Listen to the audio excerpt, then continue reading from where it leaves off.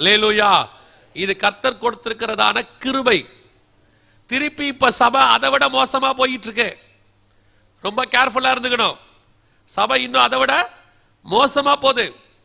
முன்னிலைமையை பார்க்கல, பின்னிலைமை இன்னும் மோசமா இருக்கு. இப்ப அடுத்து ஆண்டவர் சபையை கை வைக்க மாட்டார். நல்லா தெரிஞ்சுக்கொள்ளுங்க. சபையில முதலாவது எச்சரிப்பு கொடுத்தார். சபையை மூடி ஏன் மூடுச்சுன்னு நீங்க உணர்றதுக்கு ஒரு எச்சரிப்பு கொடுத்தார். இந்த முறை சபை மூடப்படாது, சபை சிதறடிக்கப்படும். நாம ஒழுக்கமா இல்லாட்டி, சபைக்குள்ள பரிசுத்தம் இல்லாட்டி, டெக்னாலஜி வளர்ந்துருச்சு, பணம் வளர்ந்துருச்சு, டெவலப்மெண்ட் ஆயிருச்சு, சேட்டிலைட் வந்துருச்சு, ஸ்மார்ட் போன் வந்துருச்சு, சர்ச்சை நல்ல ஆன்லைன்லயே நடத்திடலான்னு கனவு கூட காணாதிய. அடுத்து வரக்கூடிய யுத்தங்களிலே சேட்டிலைட்டே வேலை செய்யாத பிரச்சனை வரும். அப்பொழுது உங்களுடைய நெட்வொர்க் எல்லாம் கொஞ்ச நாளைக்கு வேலையே செய்யாது.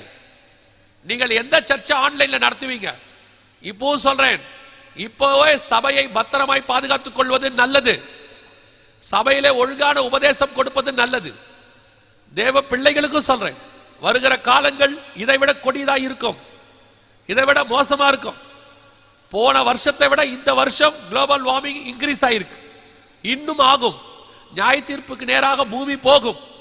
ஆனால் அவைகளுக்கு நடுவிலே ஆண்டவர் தான் பறந்து காக்கிற பட்சியை போல பாதுகாக்கிற தேவனாக இருப்பார். அவரை தவிர வேற ஒருவரும் பாதுகாக்க முடியாது. பல நாட்டு அரசாங்கங்கள் கையை விரிக்க தொடங்கிவிட்டது. உலகத்திலே மிகப்பெரிய சிட்டி, நாங்க அப்படி நாங்க இப்படி டெக்னாலஜிலன்னு சொன்னாங்க. துபாய் மாட்டிக்கிட்டு முழிக்கிறாங்க ஒரு வாரமா.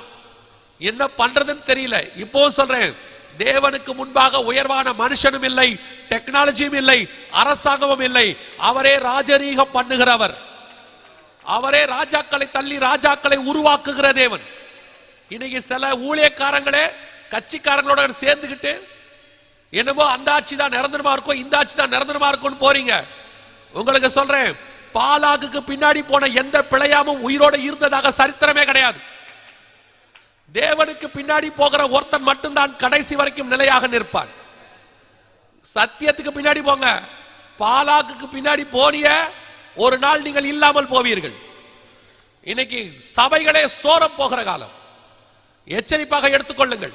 இனி வருகிற காலம் கொடிதாய் இருக்கிறது. ஆண்டவர் சொன்னபடி மனம் இறங்கினார். 9ஆம் அதிகாரம் 4வது வசனம், ஓசியாவின் புஸ்தகம். மீண்டும் அப்பமும் ரசமும் சபைக்குள்ளே வந்தது.